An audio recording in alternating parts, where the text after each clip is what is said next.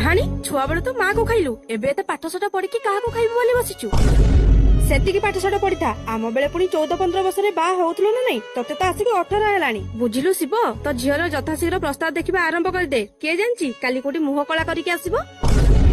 ସାପକୁ ଜମା ଅଣ୍ଟି ଭିତରେ ପୁରେଇବାକୁ ଚେଷ୍ଟା କରନି। ହଁ ଓହୋ ମା, ତୁ ଟିକେ ପାଟିରେ ଚୁପ୍ କରିବୁ କି? ସିଏ ମୋ ଝିଅ, ତା ଭବିଷ୍ୟତ ଆଉ ସୁରକ୍ଷା ଆମ ହାତରେ। ସେଇ ପାଇଁ ତ କହୁଛି ତ ମୁଣ୍ଡର ଜଲ୍ଦି ବୋଝଟା ହାଲକା କରିଦେ। ତୁ ଠିକ କହିଲୁ ମା, କାରଣ ମୁଁ ଭଲ ଭାବେ ଜାଣିଛି ମୋ ଝିଅ ପାଇଁ ମୁଁ କଣ କରିବି।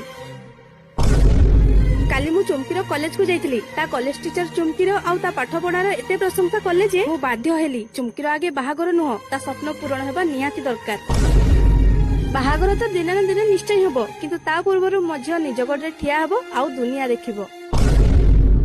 ଗୋଟେ ଛୋଟ ଚଢେଇର ଜୀବନକୁ ପଞ୍ଜୁରୀ ଭିତରେ ବନ୍ଦ ନୁହଁ, ଆକାଶରେ ଉଡିବା ଶିଖାନ୍ତୁ। ଭିଡିଓ ଭଲ ଲାଗିଲେ ସବସ୍କ୍ରାଇବ ନିଶ୍ଚିତ କରନ୍ତୁ।